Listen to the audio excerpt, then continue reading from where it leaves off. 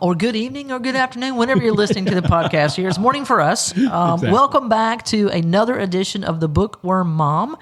Today we're going to wrap up our three-part discussion of a gentleman by the name of Cleon Skousen.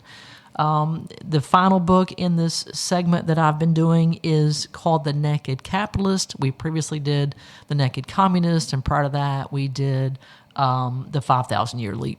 A lot of naked stuff going on here. Yeah. Poor mom. And of course, had nothing to do with actual Nudity. It's just like the naked truth, the real truth, no covering it up, no hiding. Rats. So no covering up what communism is, and this is him shedding light on what's going on in the capitalist world. Not a picture book, folks. Yeah. And what's interesting is this last book in the series is really not at all what you would think it is, because when we talked about The Naked Communist, he basically broke down all of the fallacies and things of communism. Mm-hmm. So you would expect that to be something of what we would see in the book, The Naked Capitalist. But really and truly, it's 144 pages. So it's not super long. For anybody out there that sighed when I said that, come on, you can't read 150 pages. You got problems. Although that is a problem. We don't have young people today don't read. Right. Adults don't read. So anything over, a soundbite worth of information is, oh my God, it's so. Now you got to read, folks. You got to make yourself read. But the book, The Naked Capitalist, is really a review of a much larger book called Tragedy and Hope: A History of the World in Our Time by Dr. Carol Quigley. Mm-hmm. And that book is 1,300 pages. Yeah, it's a thick book you have there. Big old book. And so 144 pages compared to that is quite different. And if you were in the studio today, you would see that I have a plethora of other books laid out here on the table, because today we're going to talk about tying things together, and how when you start reading, or at least if you're like me and you're reading for research, not just reading for pure pleasure, which that's a good thing to do as well. Mm-hmm. But I don't think anybody's going to pick up Alexander Solzhenitsyn's book, Warning to the West, for pleasure reading. They're reading this because it's a warning of what is coming if you don't get things straight.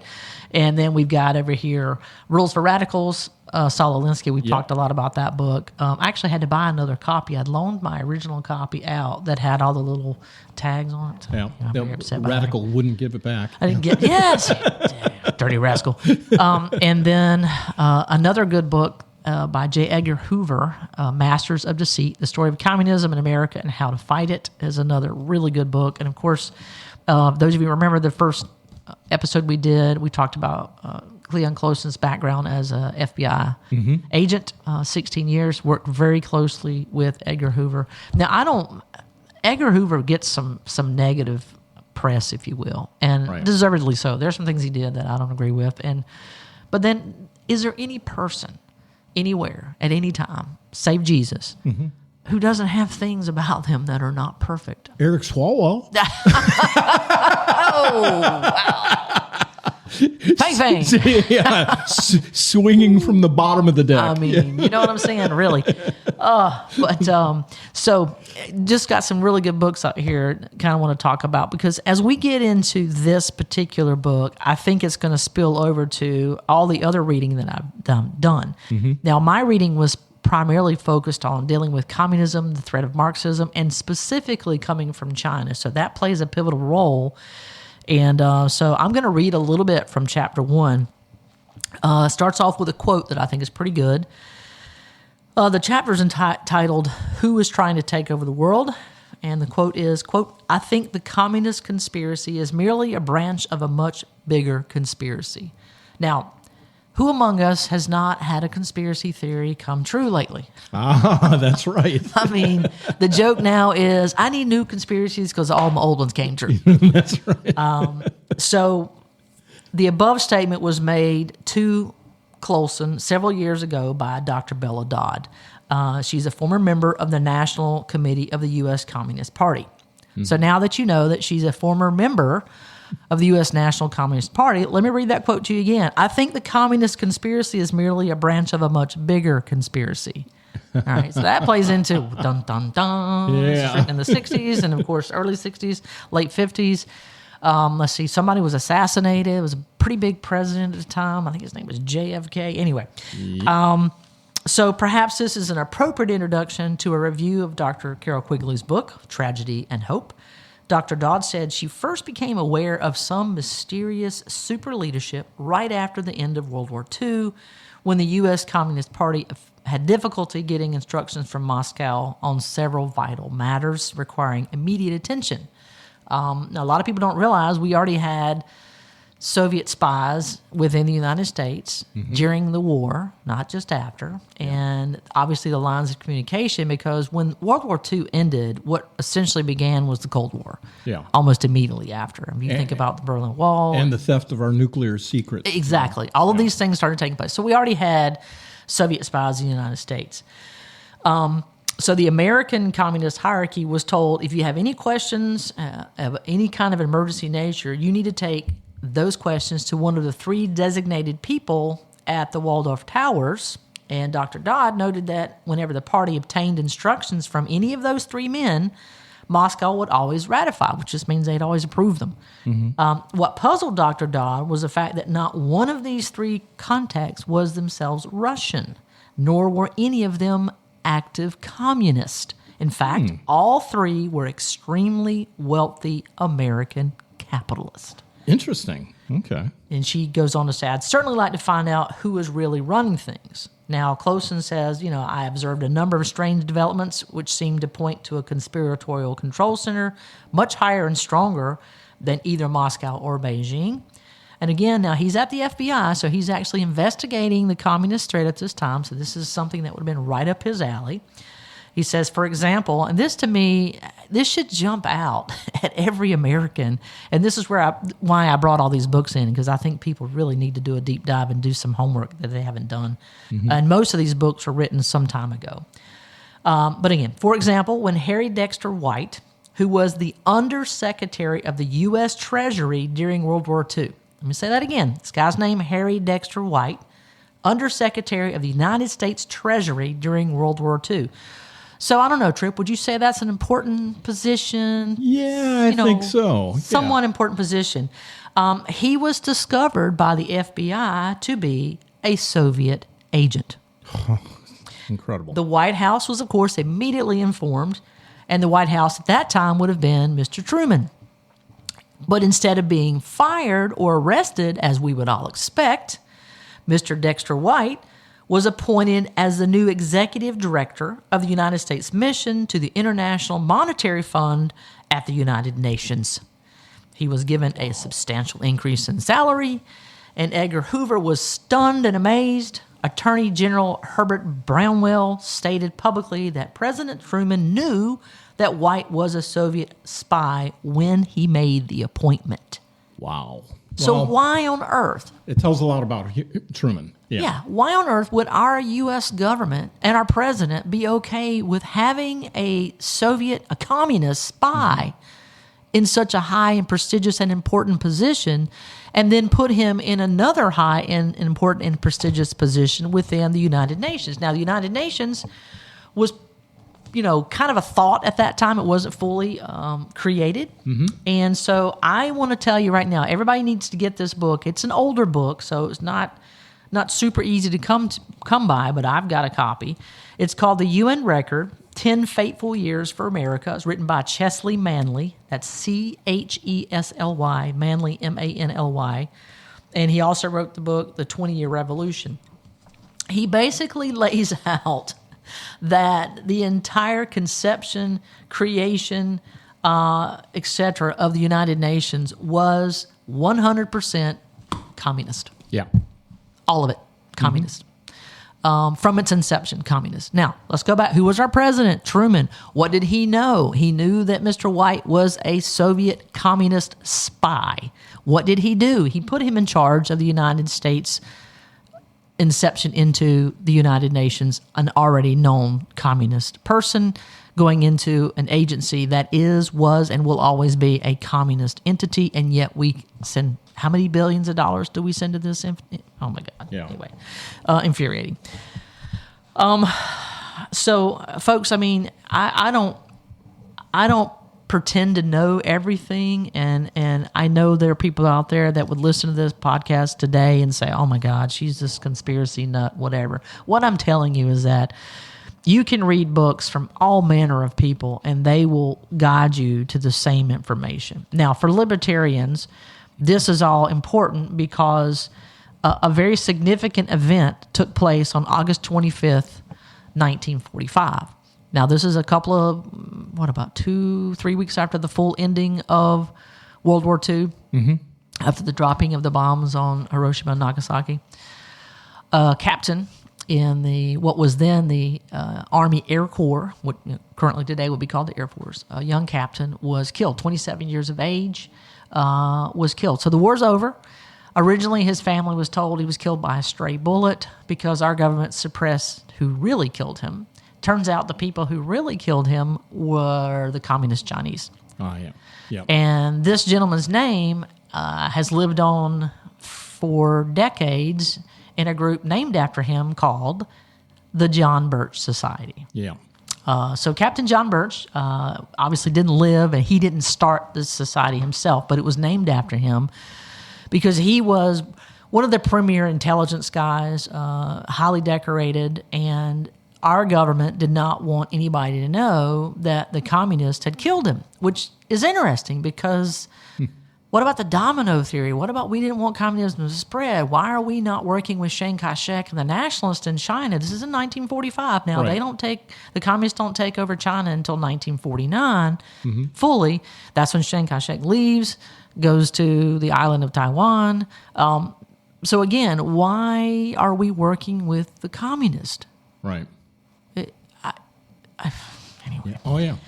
Yeah. So, and we withdrew all of our air support, which we had throughout the entire war. Yeah. And if we had maintained that, they would have very easily have. The communists were basically beaten in China, and then, as you said, we pulled out and left them kind of hanging, and things didn't go well from there. Now, make of that what you will. I know what I make of it. My thought process is we left them hanging out to dry. And I don't understand why we did that. But for anybody who thinks, oh, well, we didn't really have any role or any pivotal part in what happened in China, it's just not true. That's correct. I agree with you 100% on that. Yeah. Yeah. So there's another good book you need to read by Edgar Snow, not Snowden, Edgar Snow. It is the classic account of the birth of Chinese communism. It's called Red Star Over China. You got to read that book. If you want to kind of understand a little bit more about the Treasury and the things that are happening within our government in terms of, well, we should just ask Donald Trump because he knows everything. I'm sorry, that was me being sarcastic. There's a book written by Edward Griffin, and it's called The Creature from Jekyll Island, and it's not it is not fiction. No, it's nonfiction, and it is, again, this is one of those books, as you can see, I've got this little porcupine.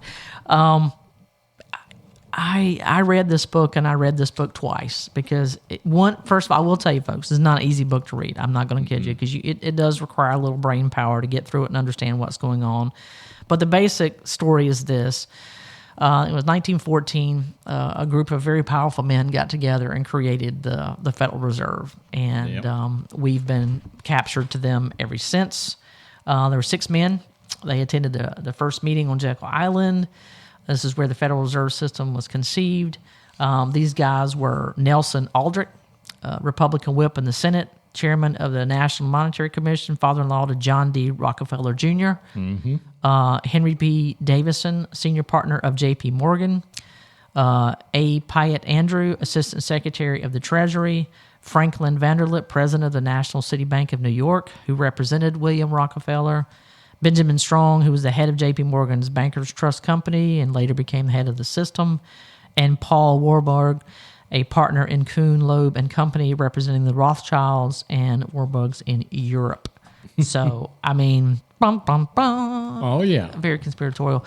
Folks, the facts don't lie. As you're reading through this and you start, I mean, if I had the time, and I may do this at some point in time. I can't do it now because we are getting ready to move to Hawaii, so we're boxing up things.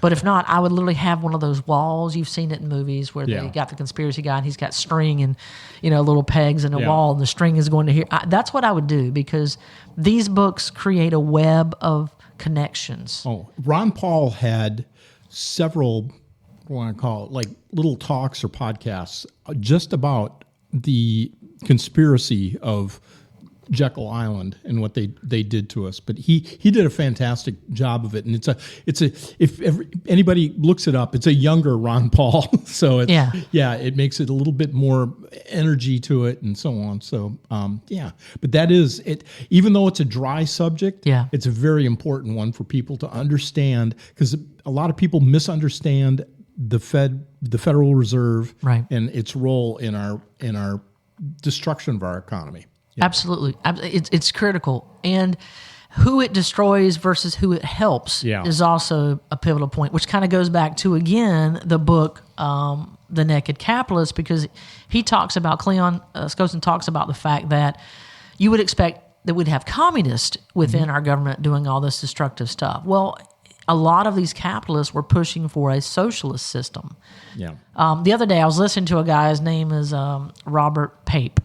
And he is an expert on bombing, on the U.S. government using bombs in warfare. So he's had extensive commentary on the war in Iran and the mistakes that have been made and why bombing alone is not going to be successful, so on and so on and so forth.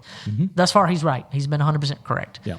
We've bombed them back to the quote-unquote Stone Age, and they still have the power, regardless of what our president says and what our Navy says and what anybody out there says. Folks, you can say whatever you want. Do we have a superior Navy? Of course. They don't even have a Navy. Their Navy's at the bottom of the ocean. Right. But guess what they're still able to do? Attack ships that come through the Straits of Hormuz.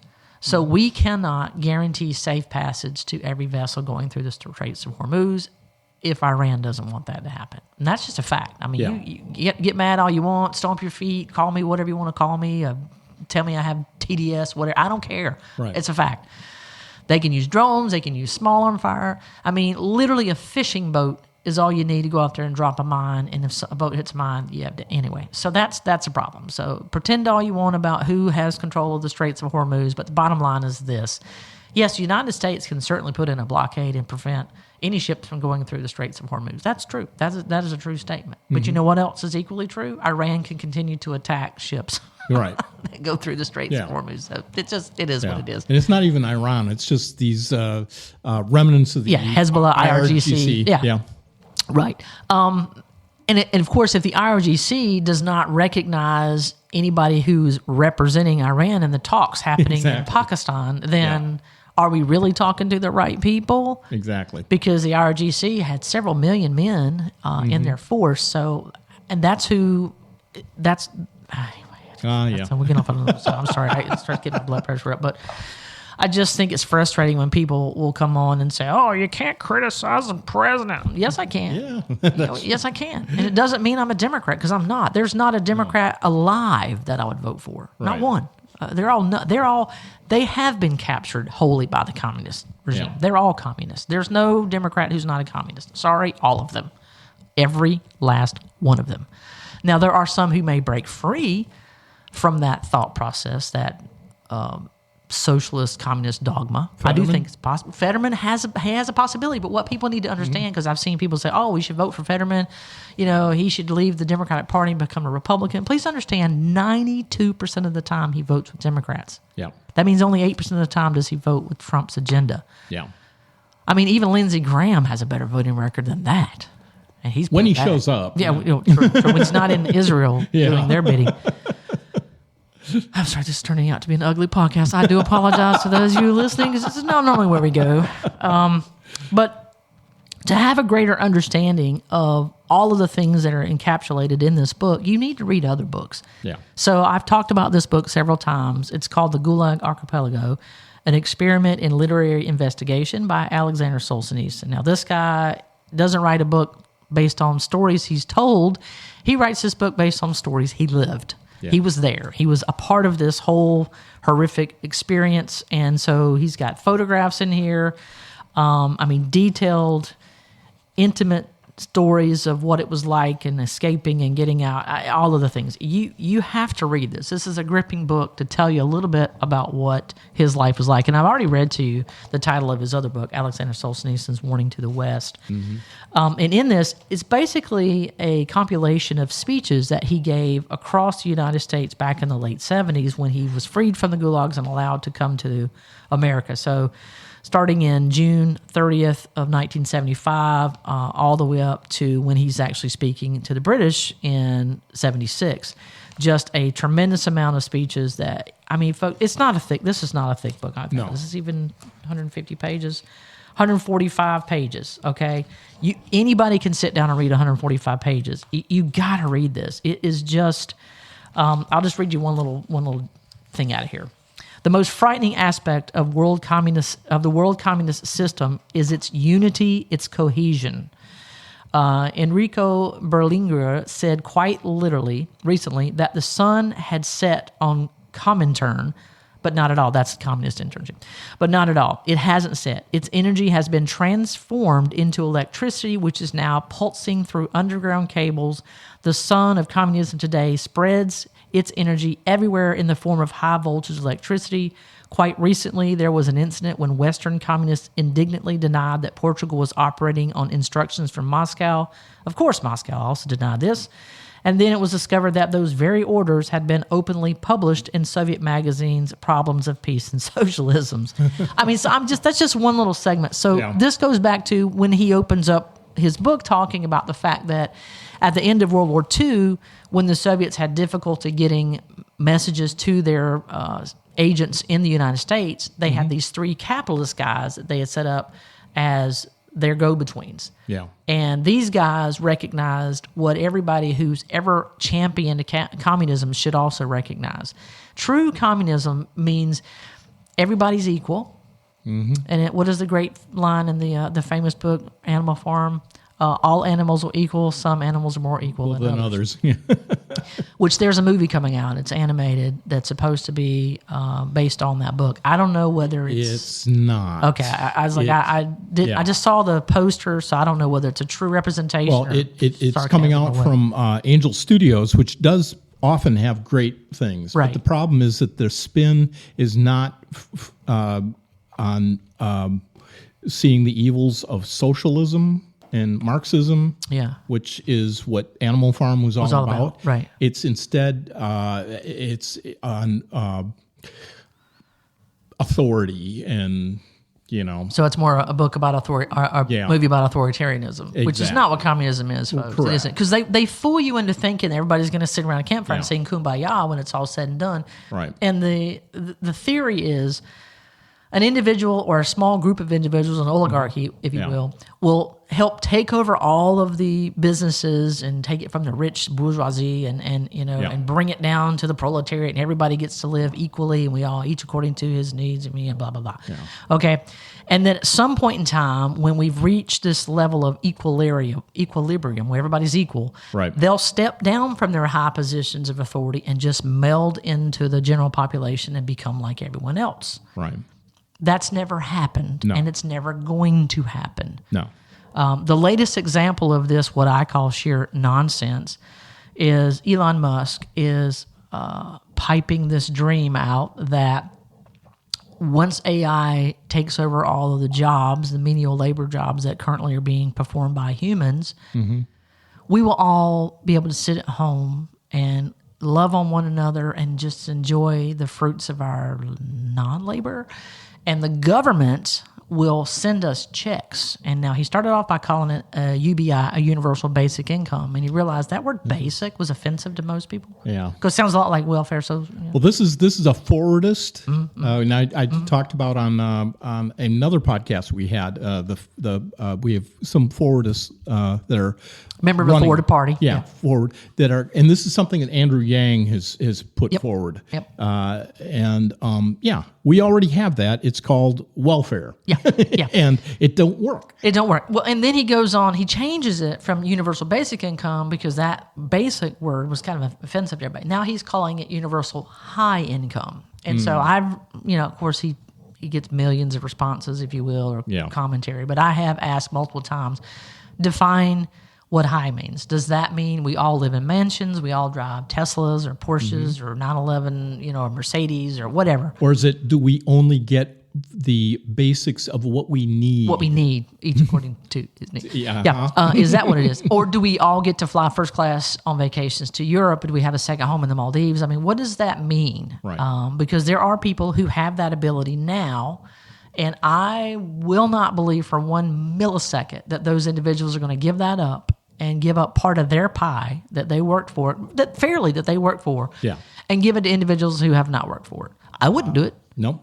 If I've worked my butt off, which I have, right. And so we have things, materialistic things, that we have come into possession through our hard work, and I'm not going to relinquish those things because somebody else who isn't willing, able, or capable of working would like to have them. Yeah. I'm not doing that. Yeah. Nope. So that, to me, harkens back to something that we've been talking about, communism. So if you want to understand how it is that a capitalist, which that's what Elon is, he's a capitalist. I mean, this dude, he's like the perfect example of it. I mean, not even American born, comes from Africa, South Africa, moves to the United States, gets his citizenship. I mean, and he's done tremendous things. I'm not, don't get me wrong, I'm not bashing the guy. I think what he's done with X has been incredible. Tesla is, a genius company that was initially thought to be, he's wasting his time and his money. This is never going anywhere, and that hasn't been the case. I mean, he's got the market share on EVs, and what he's been able to do with space exploration is staggering. Yeah, this idea that he's kind of pushed off setting up a colony on Mars, and now he's looking at setting up a colony on the moon, so a lunar colony, which makes much more sense to me in terms of having that happen in your lifetime. But again, I go back to what communists always refer to as useful idiots, useful tools. Yeah. And I think sometimes that there are capitalist pigs out there, and I'm using that word in the negative connotation that the communists mean it as, right, who have been pulled in, sucked into this communist world, right, and told, we're going to make you the capital people at the top. You will help everyone achieve the greatness that you have achieved. And they say, wow, that'd be so great. Because I do believe that Elon genuinely wants to help everybody. Oh, yeah, yeah. He's made that very clear in conflict after conflict, where he's put his satellites up so they could have access to internet and, destructive area. He's given money. He's very philanthropic in that way. I don't believe for a second that he has in his heart some vile, duplicitous reasoning behind why he does these things. Right. But I do think in a lot of ways people like him can be manipulated by this communist monster that convinces them what you're doing is for the greater good. Yeah. Bill Gates is another good example of that. Yep. Now, I think Bill Gates is a little more duplicitous. I do think he has a pretty big evil streak in him. Yeah. So we're kind of, I'm not giving you a true breakdown of that book because, again, it's a review of another book, but I think it's important for you to read it. But there's another good book. It's called Live Not by Lies. It's a manual for Christian dissidents written by Rod Dreher. It's a New York bestseller. This quote actually comes from, again, Alexander Solzhenitsyn. This guy he's so important. Any book, any speech, anything that you can get and read from him, I think you should read. And anything Alexander Solzhenitsyn put out, you need to read it. In terms of more on the creature from Jekyll Island and understanding economically, socially, what that book really plays into, you can't get away from reading the book, The Road to Serfdom by F.A. Hayek. That is truly a must-read. It's a must-read. It's a must-read. Thomas Sowell is another excellent economist who himself was released from the dogma of communism. He was initially a socialist, Marxist, whatever, broke away from that, had the epiphany like, what? Oh.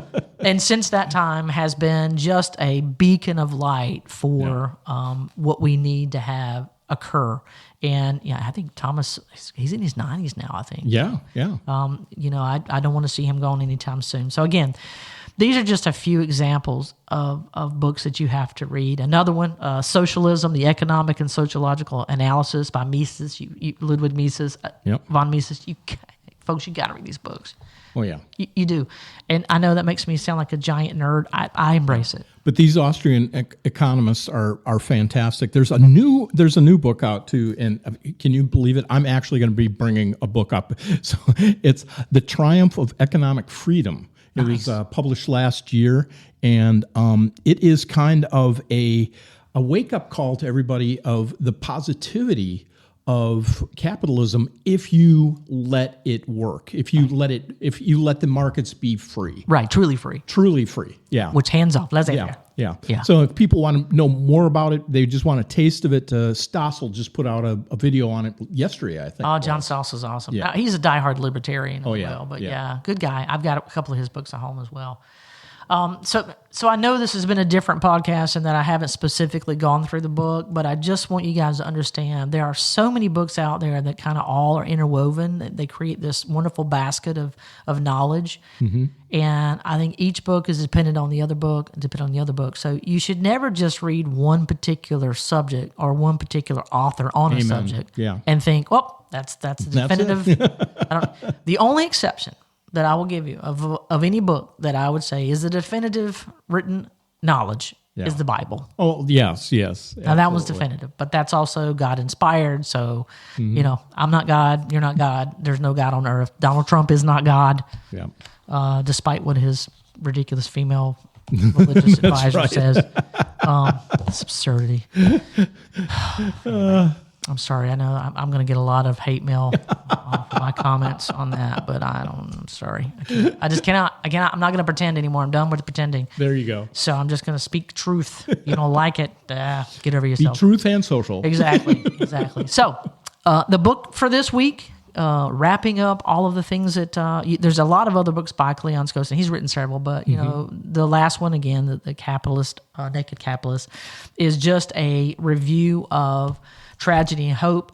And Carol Quigley's book basically is an argument, in my opinion, for why communism is the way to go. Yeah. And going back to what I was saying earlier about Robert Pape and his vision of Iran, because I don't think I really specified this. Mm-hmm. I'm listening to this interview, and I think it was on Diary of a CEO that he was talking, and he was talking about how the government, the way our country is running is not the way to work, and that we should have a different system. And so Stephen says, well, what system do you recommend, or what country do you think is doing it right? And he says, oh, well, China's doing it right.